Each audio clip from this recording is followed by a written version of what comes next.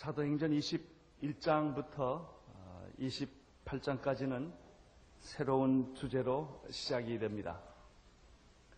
오늘 우리는 21장부터 공부를 시작하게 됩니다. 그것은 사도 바울의 결박과 환난이라고 하는 새로운 주제입니다. 지금까지 사도 바울은 1차, 2차, 3차 전도 여행을 마쳤습니다. 이제 예루살렘으로 돌아가게 되는데 예루살렘으로 돌아가면 죄수의 몸이 되어야 합니다.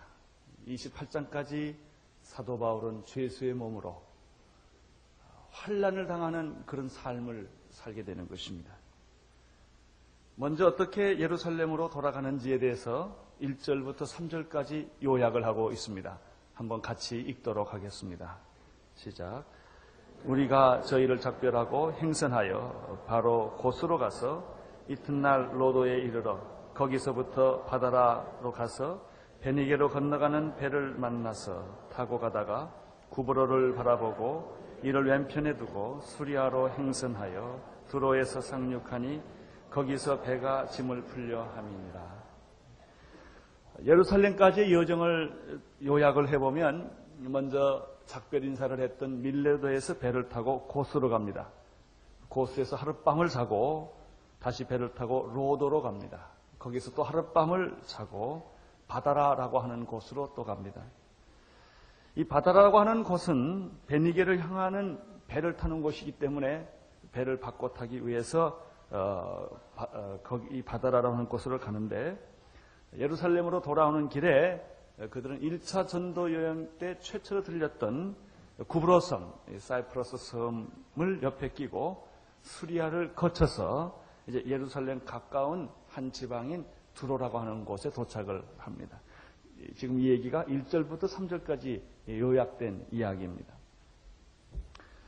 두로라고 하는 곳은 예수님께서 친히 가셔서 전도했던 장소 중에 하나입니다. 그래서 이곳에는 이미 그리스도인들이 거기에 있었습니다. 예수님께서 고라신과 벳세다 지역의 불신앙을 얘기하실 때 바로 이 두로라고 하는 지역과 비교해서 말씀한 적이 있습니다.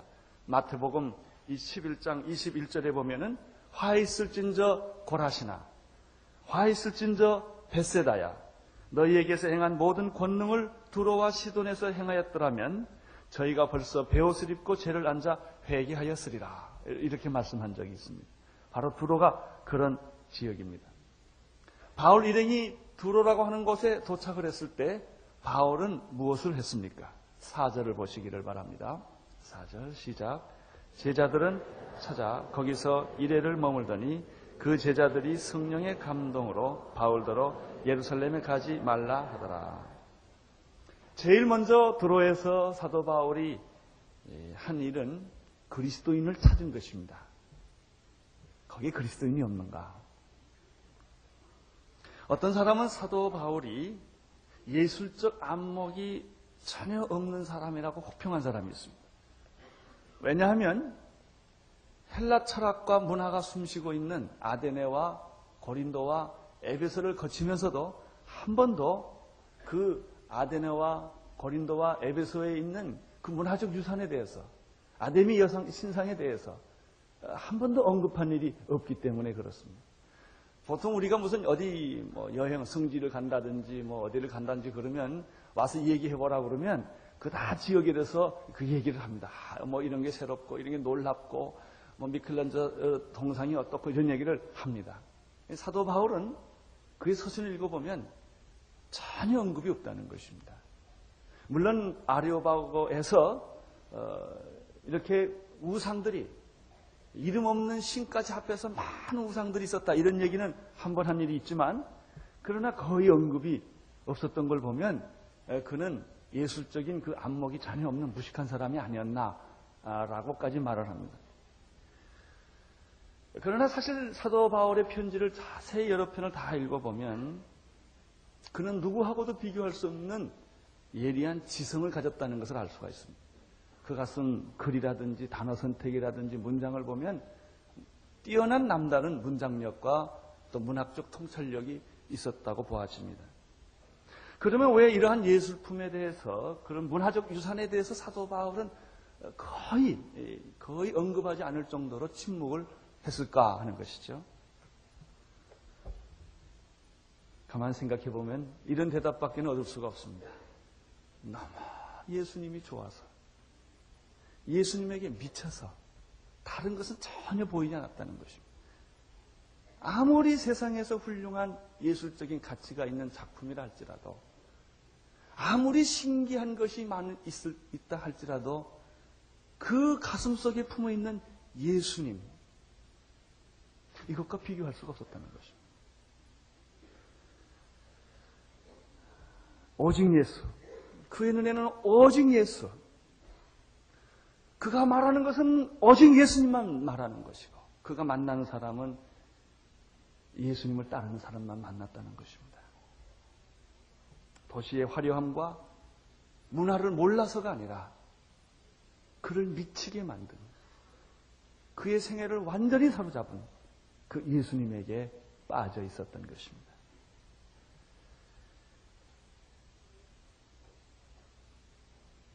두로에 도착하자마자 그가 찾은 사람들은 예수 믿는 사람들이었습니다. 그들은 서로 만났습니다. 그리고 깊은 교제를 나누었습니다. 짧은 시간이었지만 아주 참 유익한 시간이었습니다. 그 만난 사람들이 사도 바울에게 성령의 음성을 또 들려주었습니다. 예루살렘으로 가지 마십시오. 거기 가면 환난과 결박이 기다리고 있습니다. 5절 6절을 한번 다시 보겠습니다. 5절 6절 시작.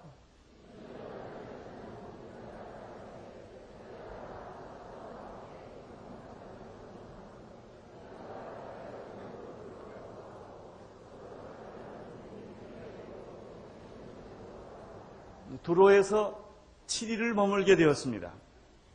7일 동안의 짧은 교제입니다. 이 교제가 끝나고 헤어질 때 5절에 보면은 그 처자와 함께 성문 밖까지 전성하였다고 그랬습니다. 그리고 바닷가에서 무릎을 꿇고 그들이 기도하게 되었다고 말했습니다. 우리는 밀레도에서 그들이 그 울음을 주체하지를 못해서 큰 소리로 울고 껴안고 입을 맞추고 눈물을 흘리며 기도했던 그 모습을 기억을 합니다. 어떻게 7일 동안의 이 짧은 교제 속에서 이러한 일들이 가능할 것인가? 우리는 여기서 중요한 거 하나를 발견합니다. 그것은 사도행전적 만남이라는 것입니다. 기도도 사도행전적 기도가 특이합니다. 예수님의 기도는 골방 기도입니다. 골방에 들어가서 은밀한 중에 보시는 내 아버지께 기도하라. 사람에게 보이려고 기도하지 말아라. 조용한 기도를 얘기를 하셨습니다. 그러나 사도행전에 들어가면 다릅니다. 사도행전에 들어가면 부르짖는 기도가 나옵니다. 땀을 흘리며 전심으로 합심해서 그들은 하나님께 기도합니다. 방언 기도가 나오는 것입니다. 찬양 기도가 나오는 것입니다. 이게 사도행전적 기도의 특징입니다. 사복음서에서는 발견할 수 없는 그런 기도입니다. 만남도 그렇습니다. 예수님과 제자들의 만남을 우리가 사복음에서 봅니다. 그러나 예수님과 제자들의 만남이 사도행전적 만남과 같은 그런 감격이 있는 것이 아닙니다. 그냥 만나고 말씀을 듣는 정도에 불과한 것입니다. 감동을 받고 충격을 받는 것입니다. 기적을 보고 굉장히 놀랍니다. 그러나 여기 같이 이렇게 무릎을 꿇고 눈물을 흘리며 얼싸안고 이런 만남은 발견할 수가 없습니다. 이것이 사도행전적 만남의 특징입니다.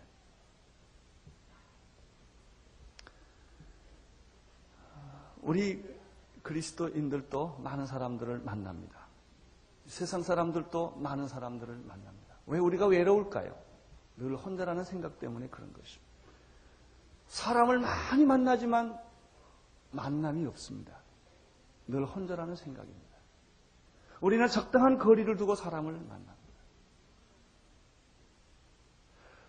너는 너고 나는 난 것입니다. 어떤 사람이 사는 동네 아파트에 이웃집에서 이사를 왔습니다.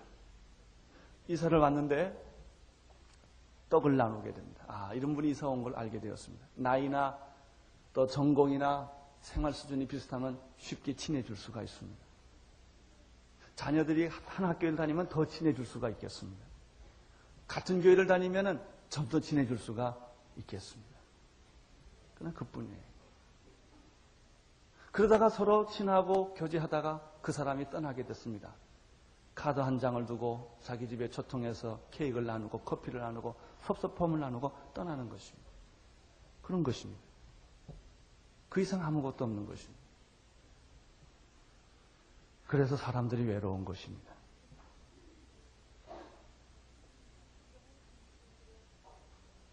그러나 진정한 그리스도인들의 만남은 이것과 다릅니다. 7일 만났지만 그들은 가족까지 다 데리고 나왔습니다. 바닷가에서 무릎을 꿇고 눈물을 흘리며 기도할 수 있는 관계가 되었습니다. 이것은 특이한 것입니다. 예수 믿는 사람들의 만남, 성령을 받은 사람들의 만남, 사도행전적 만남을 여기서 보는 것입니다. 마음과 마음이 통합니다. 믿음과 믿음이 통합니다. 우리는 그리스도의 피로 한 피바다 한 몸이라는 형제라는 생각이 있습니다. 내 심장을 떼어주고 싶은 그런 마음이 생기는 것입니다. 여러분, 떠나서 잊어버릴 수 있는 관계라면 무슨 의미가 있겠습니까? 자, 그 사람이 있을 동안 좋았습니다. 떠나서 섭섭은 하지만 그 후에 의미가 없다면, 그 후에 아무 생각이 없다면 그게 무슨 만남이겠습니까? 떠나도 잊을 수가 없고 부탁하지 않아도 기도를 계속하는 관계, 그것이 바로 성령의 관계요, 그리스도의 관계요, 영적인 관계입니다. 여러분, 오늘 현대인들이 왜 외롭습니까? 내 심장을 줄 사람이 없습니다. 내가 손해볼 대상이 없는 것입니다. 그렇게 눈물을 흘리면서 사랑을 나눌 사람이 없는 것입니다. 심지어 우리의 가족 중에도 그런 것이 없습니다. 친척은 친척이고 가족은 가족입니다. 다 거리를 두고 사람들을 만나는 것입니다. 7절, 8절을 보겠습니다. 시작. 두로로부터 수로로 다행하여 돌레미에 이르러 형제들에게 안부를 묻고 그들과 함께 하루를 있다가 이튿날 떠나 가이사에 이르러 7 집사 중 하나인 전도자 빌립을 집에 들어가서 유하니라. 두로에서 배를 타고 돌레미에 갑니다. 거기서 형제들과 교제하고 또 하룻밤을 지낸 후에 가이사라로 도착을 했습니다. 이 가이사라에서 아주 중요한 사람 하나를 만납니다. 그분이 누구냐면 초대교회 7 집사 중에 하나였던 빌립 집사를 만나서 그 집에 유하게 됩니다. 근데 이 만남은 보통 만남이 아닙니다. 이 두 사람은 20년 전부터 알고 있었던 사람입니다. 사도행전 8장에 여기에 대한 기록이 있습니다.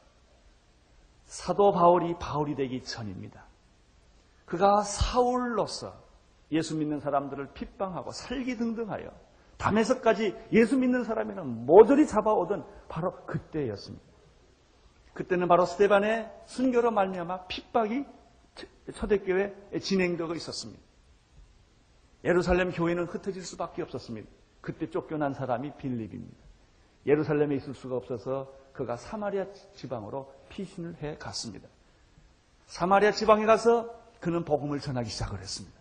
예루살렘과 온 유대와 사마리아까지. 이것이 바로 하나님의 성령의 역사였던 것입니다. 빌립은 성령님의 음성을 들었습니다. 전도하는 것을 놔두고 사람이 없는 광야로 내려가라. 그는 광야로 내려갔습니다. 그는 거기서 아프리카 사람 하나를 만나게 됩니다. 에티오피아 사람 넷입니다. 이사야서를 해석을 해 주었습니다. 그가 예수님을 영접을 했습니다. 거기에서 세례를 베풀어 주는 사건이 있었습니다. 그 후로부터 20년입니다. 사도 바울은 드디어 사울이 변하여 바울이 됩니다.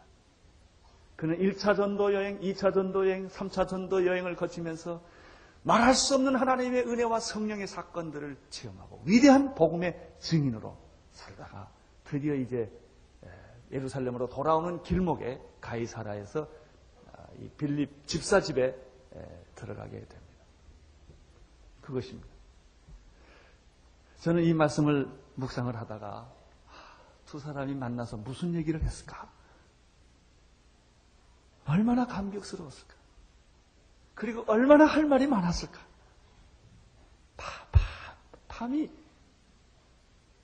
밤을 지냈을 거예요. 그래, 내가 그때는 그렇게 했지. 자기가 예수를 핍박하던 얘기를 했을 거예요. 난 당신 때문에 예루살렘을 쫓겨났어. 그래서 이렇게 돌아다녔다고. 그렇습니다. 정말 성령을 체험한 사람, 예수님을 아시는 분들은 할 말이 많은 사람들이에요. 어떤 분들은 할 말이 없는 사람들이 있어요. 만나면 멍하고 가만히 있어요. 할 말이 없으니까. 기도해도 기도할 내용이 없는 분이 있습니다. 부를 노래가 없는 사람이 있습니다. 따라갈 기치가 없는 사람도 있어요. 인생이 무의미한 거예요. 짜증스러운 것이에요. 그러나 그리스도인들은 그렇지 않습니다. 밤을 새서 할 말이 있는 거예요. 간증할 사건들이 있는 것입니다. 여러분들은 어떻습니까? 하나님이 여러분과 20년 동안 동행했던 그런 간증들이 여러분에게는 있습니까? 그분은 살아계셨다. 자, 두 분이 만나서 얘기를 했을 거예요. 많은 얘기를 하셨을 터인데 그 중에 말이죠. 자기들이 일어난 일들을 했지만 그들의 결론은 두 사람이 똑같았을 것입니다. 하나님이 그렇게 하셨다. 성령님이 그때 그렇게 하셨다. 내가 지나놓고 보니까 이것이 성령님의 역사였다. 이렇게 아름다운 교제를 나누었을 것입니다. 그런데 이런 교제를 나누었는데 12절에 보면은 우리가 그 말을 듣고 그곳 사람들로 더불어 바울에게 예루살렘에 올라가지 말라 권하니 또 똑같은 얘기가 지금 여기에서 나오고 있습니다. 그것은 그 가이사라에 모인 그 공동체 속에서 또 성령 받은 분이 바울더러 하는 말이 당신 예루살렘에 가면 잡힙니다. 죄수가 됩니다. 결박을 당합니다. 그러니까 가지 않는 것이 좋겠습니다. 여러분 왜 이런 계시가 계속 반복되어 나타날까요? 밀레더에서도 그런 일이 있었습니다. 내가 예루살렘으로 돌아가려고 하는데 나는 심령의 맹을 받아 예루살렘으로 돌아가려고 하는데 바울이 그렇게 말합니다. 결박과 환란이 나를 기다리고 있다는 것을 내가 알고 있다. 바울도 알고 있습니다. 밀레도에서도 그런 예언이 있었습니다. 두로에서도 그런 예언이 있었습니다. 가이사랴에서도 그런 예언이 지금 있는 거예요. 근데 사람들은 가지 말라고 말하는 것이죠. 근데 여기서 우리가 관찰해야 할 특이한 점 하나가 있습니다. 그것은 성령님께서 바울이 예루살렘으로 돌아가면 결박과 환란이 기다린다고 분명히 말했는데 돌아가지 말라는 말은 한 일이 없습니다. 돌아가지 말라는 말은 누가 했습니까? 사람들이 했습니다. 왜 했겠습니까? 인간적인 정 때문에. 당신이 가면 고생하니까. 왜 잡히려고 가느냐? 안 잡힌 곳에 가서 복음 전하면 얼마나 많이 전도할 수가 있는데 왜 하필이면 그곳에 가려고 하느냐? 막 그렇게 이야기했을 것입니다. 또 한 가지, 왜 그러면 성령님께서 계속해서 사도 바울에게 예루살렘으로 돌아가면 너는 핍박을 받게 될 것이다. 너는 감옥에 잡힐 것이다. 너는 어려움을 겪게 될 것이다. 이 얘기를 한두 번 했으면 알아들을 터인데 왜 반복해서 계속 가는 데마다 했을까요? 그 이유는 간단합니다. 준비시키는 것입니다. 사도 바울의 21장부터 28장까지의 삶은 죄수로서 살아야 돼요. 피할 길이 없어요. 꼭 죄수로만 살아야 됩니까? 다른 방법은 없다는 것입니까? 그 질문도 예수님이 하셨습니다. 내가 십자가를 꼭 져야 합니다. 안 지면 안 되는 것입니까? 그는 땀이 피가 되도록 기도가 했습니다. 마지막 사도 바울, 예수님은 결정을 합니다. 주님, 내가 지겠습니다. 내 뜻대로 마옵시고 아버지의 뜻대로 하옵소서. 사도 바울이 다른 방법으로 얼마든지 살 수가 있었습니다. 그러나 하나님은 그로 하여금 죄수로 살게 만든 것입니다. 그렇게 함으로 로마를 변화시키는 것이며 그렇게 함으로 온 세계를 변화시키는 하나님의 도구로 쓰기를 원하셨던 것입니다. 아무든지 나를 따라오려거든 자기를 부인하고 자기 십자가를 지고 나를 따르라. 그래서 하나님이 바울을 준비시키는 겁니다. 한 번 시키고 두 번 시키고 세 번 시키고 네 번을 시키는 것입니다. 너 그래도 갈 거냐? 결정은 네가 해라.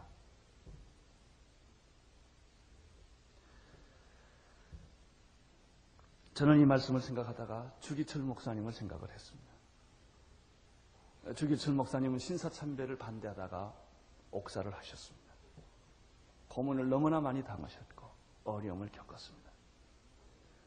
여러분, 주기철 목사님만 그렇게 당해야 할 이유가 뭐가 있겠습니까? 그 당시에 총회장들이나 교회 유명한 목사들은 다 변질을 했습니다. 뭐 꼭 그렇게 할 거 뭐 있냐? 잠깐 한번 머리 숙이고 목회를 해야 될 거 아니냐? 양들이 기다리고 있지 않느냐? 이런 생각을 많이 했을 것입니다. 그러나 주기철 목사님은 그렇게 할 수가 없었습니다. 그는 너무나 바보스러웠던 것이죠. 너무나 비현실적이었던 것이죠. 왜 그렇게 죽음을 자초하려고 했을까? 나는 주기철 목사님이 바로 이런 성령님의 음성과 자기 갈등을 계속 했을 거라는 생각을 합니다. 내가 이 십자가를 져야 합니까? 좀 편하게 사는 방법이 없습니까? 주기철 목사님의 마지막 유언 중에 하나가 따뜻한 숭늉을 먹고 싶다는 것이었다는 것입니다. 숭늉이 그립다고 그랬다는 것입니다. 그렇게 고생을 했습니다. 사실 주기철 목사님이 그렇게 순교하게 되는 그 뒤에 부인이 있었습니다. 부인이 거세게 몰아세운 거예요. 당신 거기서 죽으시오. 예수님께 배신하려면 우리 집에 들어오지 마시오. 거기서 죽으시오. 부인이 사실 밀어붙였습니다. 그는 마지막까지 내가 이렇게 죽어야 합니까? 한번 눈을 감으면 다 편안해지는 일인데, 모든 사람들은 다 그렇게 하는데, 다른 목사들은 다 그렇게 하는데 왜 나는 이렇게 살아야 합니까? 그러나 하나님은 그로 하여금 그렇게 살게 하신 것입니다. 이것이 사도 바울의 그의 삶이었습니다. 다른 방법으로도 살 수 있는데 너는 죄수로 살아라. 죄수로 살면서 주의 복음을 증거해야 된다는 것입니다.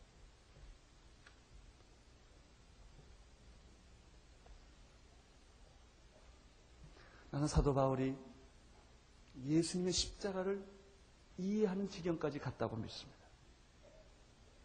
십자가를 져야 하는 예수. 환난과 결박이 기다리고 있지만은 예루살렘으로 돌아가야 하는 사도 바울. 그는 그러한 절박한 상황 속에서 주님을 이해했을 것입니다. 우리 모두는 다 예수를 믿는 사람들입니다. 그러나 예수 믿는 수준과 정도는 다 다릅니다. 어쩌면 우리가 믿는 예수는 천박한지도 모르겠습니다. 형식적인지도 모르겠습니다. 고난이 오면 피하고 손해가 오면 거부하고, 그래서 내가 그렇게 꼭 살아야 되느냐? 안 사는 방법도 여러 가지가 많은데 다 멋있게 폼 잡고 다 제 위치를 가지고 사는 것을 모든 사람들은 원합니다. 그러나 하나님은 사도 바울에게 너는 그렇게 살지 말아라. 너는 죄수로 살아라. 너는 부자유하게 살아라. 하는 것입니다. 이러한 생각을 그는 여러 사람의 예언을 통해서 그는 자신을 또 생각해보고 자신을 생각해보면서 이런 생각을 반추했을 것입니다. 13절을 보십시오. 시작.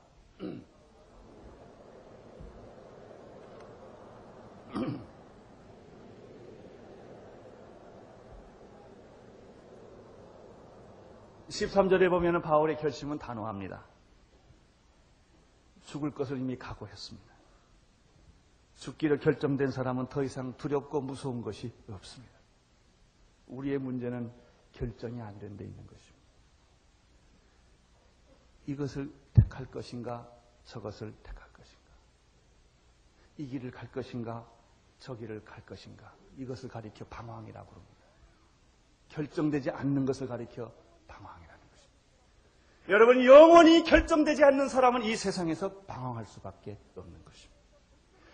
죽음 이후의 세계에 대해서 결정이 없는 사람은 살아있는 현실이 고통스러운 것입니다. 사도 바울은 자기의 갈 길이 결정되었습니다.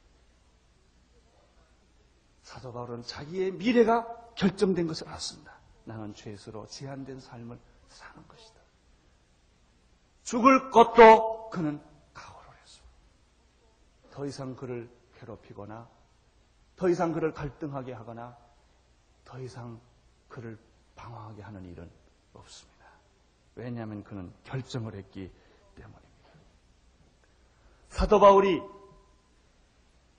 13절에서 하신 말씀 가운데 우리가 세 가지 묵상을 해볼 수가 있습니다. 첫째는 너희가 어찌하여 울어 내 마음을 상하게 하느냐 하는 말입니다. 너희가 어찌하여 울어 내 마음을 상하게 하느냐? 여기 상하게 한다는 말은 마음을 약하게 하느냐는 뜻입니다. 왜 내 마음을 흔들어 놓으려고 그러느냐? 인간적인 그 끈으로, 인간적인 그 연민으로 왜 나의 마음을 흔들어 놓으려고 하는 것이냐? 내 마음을 약하게 하지 말라. 그런 말입니다. 나는 결정했다. 두 번째입니다. 너희가 어찌하여 울어 내 마음을 상하게 하느냐? 나는 주 예수의 이름을 위하여. 굉장히 중요한 말입니다. 주 예수의 이름을 위하여. 주 예수의 이름을 위하여. 사도 바울은 로마서 1장 5절에도 그런 말을 썼습니다. 그로 말미암아 우리가 은혜의 사도의 직분을 받아 그 이름을 위하여. 어떤 분은 로마서 주석을 썼는데 그 제목이 그 이름을 위하여입니다. 그 이름을 위하여. 어쩌면 로마서 전체가 바로 이 한마디에 다 있는지 모르겠습니다. 그 이름을 위하여. 우리가 은혜의 사도 직분을 받아 그 이름을 위하여. 모든 이방인 중에서 믿어 순종케 하나니. 사도 바울의 가슴 속에 있는 것은 바로 이 한마디였습니다. 그 이름을 위하여. 예수의 이름을 위하여. 이것이 사도 바울의 전부입니다. 그의 부모나 가정도 소중했겠지요. 그가 만든 사업도 소중했겠지요. 그의 학문도 소중했겠지요. 어쩌면 그 자신의 존재, 자기의 삶의 의미도 소중했겠지요. 그러나 이 모든 것을 아낌없이 그 이름을 위하여 바꿀 수 있었던 것입니다. 세 번째, 그 다음에 나오는 말입니다. 나는 주 예수의 이름을 위하여 결박뿐만 아니라 예루살렘에서 죽을 것도 각오했다. 이제 사도 바울에게는 죽음은 비참한 것이 아니라 패배가 아니라 영광인 것입니다. 그는 십자가를 향하여 초연히 걸어가는 예수님처럼 예루살렘을 향하여 조금도 흐트림 없이 갈등 없이 그 길을 그는 갈 수가 있었습니다.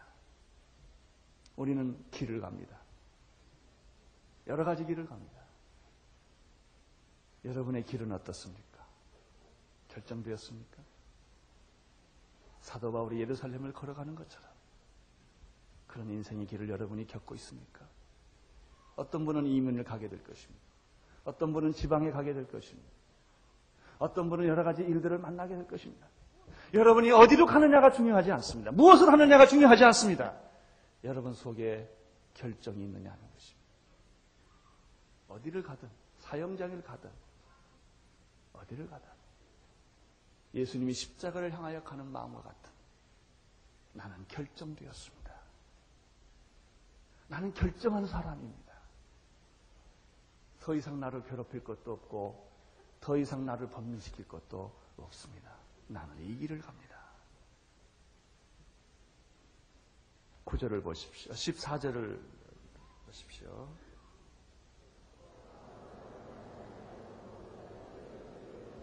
주의 뜻이 이루어지이다. 그들은 사도 바울의 마음을 이해하고 권면하는 것을 보기로 했습니다. 이제 예루살렘으로 올라가는 바울의 마음은, 발걸음은 더 이상 무거운 것이 될 수가 없습니다. 승리의 길입니다. 고통스러운 것이 아닙니다. 믿음의 행진입니다. 여러분 생각해 보십시오. 여러분의 주변에 많은 사람들이 있습니다. 그분들이 대충 어떻게 사십니까? 어떤 분들은 부족함 없이 모든 거 다 갖추어줬습니다. 그 위치도, 학문도, 그의 직업도, 그의 가정도 다 좋습니다. 우리 주변에 많은 사람들이 있습니다. 그 사람들이 일반적으로 행복합니까? 불안합니까? 불행합니까? 일반적으로 여러분 주변에 있는 많은 가족을 포함해서 모든 사람들이 평안합니까? 아니면 불안해합니까? 심지어 예수 믿는 사람도 마찬가지입니다. 교회를 오는데 갈등이 있어요. 교회를 와서 예배도 드리고 봉사도 하고 그렇지만은 자기의 삶이 결정되지 않는 사람은 갈등이 더 많습니다. 차라리 예수를 몰랐더라면 내가 이렇게 고민을 안 했을 터인데 알았기 때문에 고민이 더 많아진 것이에요. 삶이 정돈되지 않으면 그런 것입니다. 여러분 교회에 오면서 왜 불안합니까? 예수님 믿으면서도 왜 불안합니까? 간단합니다. 하나님을 믿는다고 말하지만 신뢰하지 않기 때문에 그런 것입니다. 사실은 신뢰하지 않습니다. 안 믿어지니까 믿습니다. 그래요. 더 안 되니까 또 믿습니다. 그래요. 눈 떠보면 또 불안한 거예요. 왜? 마음에 근본적인 신뢰가 없는 거예요. 성경도 읽어보고 기도도 하고 찬송도 하는데 그게 다 캄프라치 하는 거예요. 정말 좋아서 찬양이 터지는 게 아니고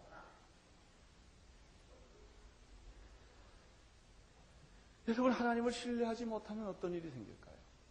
간단하죠. 자기를 믿을 수밖에 더 있겠어요? 눈에 안 보이는 것이 믿어지지 않으면 눈에 보는 것을 믿어야지요.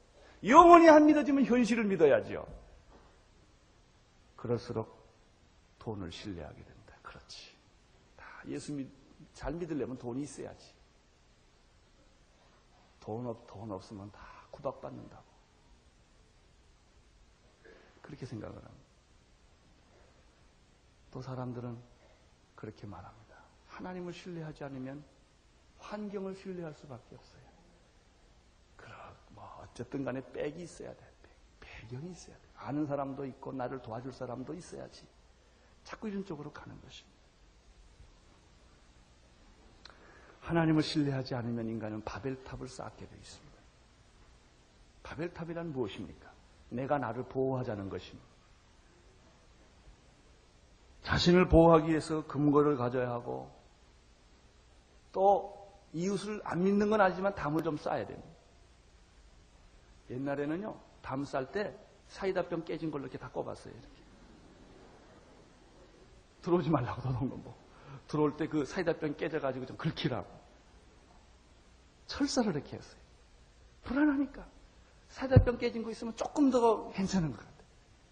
철사를 구에다가 더 한 줄, 두 줄 해놓으면 더 좋아요. 가능하면 집에 경비원이 있으면 좀 괜찮은 것 같아요. 돈만 있어가지고는 안 되겠어요. 좀 권력이 있어야 되겠어요. 돈 가지고도 해결 안 되는 부분은 권력이 좀 필요하니까 좀 높은 위치에 아는 사람도 많고. 그러니까 안 웃어도 될 자리에 가서 막 웃고 다닙니다. 안녕하십니까. 왜? 좀 사귀어야 되니까. 자기 라이벌이 문제예요. 이 라이벌이 나를 누를 것 같아. 언젠가 내 자리를 밀고 들어올 것 같아. 그러니까 항상 신경을 써야 돼요. 라이벌의 동태를 항상 이렇게 안테나 가지고 조사를 해요. 정보가 그 사람보다 한 발짝 빨라야 돼. 그렇게 살다 보니까 오늘 목이 뻣뻣해요.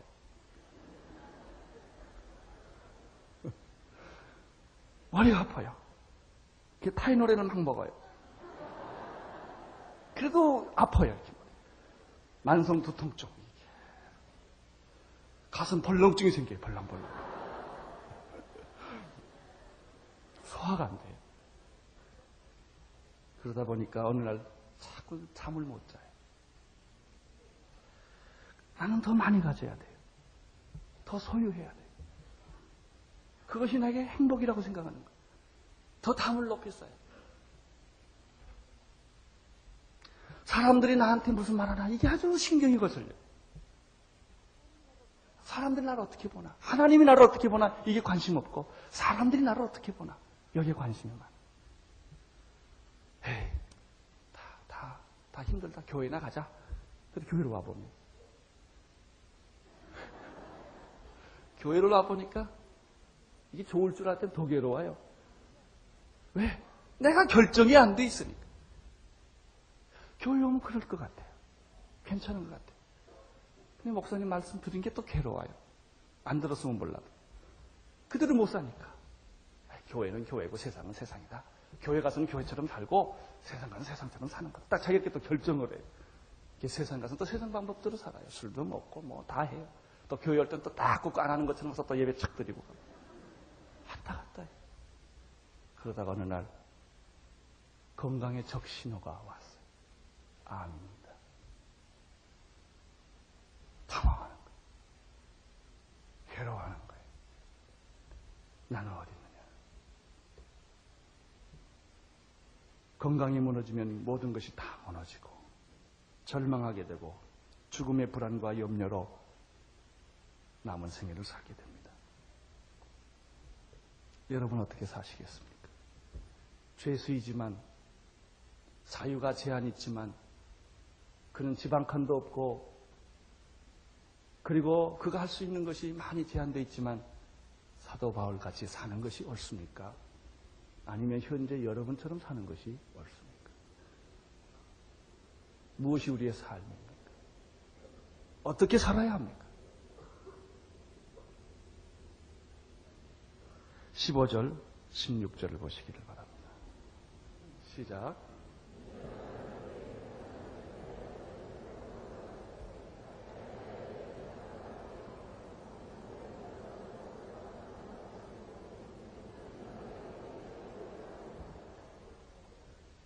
행장을 챙기고 예루살렘으로 올라갑니다. 소풍 가는 어린아이와 같다고 말할 수는 없지만 이미 사도 바울의 마음은 조용한 것입니다. 그는 기도할 수가 있었고 그가 가는 길을 알 수가 있었습니다. 내 생애는 이렇게 가는 것이다. 할 수 없어서가 아니라 스스로 제한한 것입니다. 돈을 벌 수가 없어서가 아니라 스스로 포기한 것입니다. 그리고 나는 이 길을 가겠다. 가이사랴 몇몇 제자가 함께 갔고 또 오랜 제자 구브로 사람 나손을 데리고 함께 갔다고 말했습니다. 그는 예루살렘에 대해서 자유할 수 있었습니다. 여러분은 여러분의 인생에 대해서 자유하십니까? 여러분이 결정하고 가고자 하는 그 길에 대해서 자유가 있으십니까? 그래, 나는 이 길에 대한 부끄러움이 없다. 이렇게 인생 사는 것에 대해서 부끄러움이 없다. 그렇게 말할 수 있겠습니까? 하나님의 축복이 여러분에게 함께 하시기를.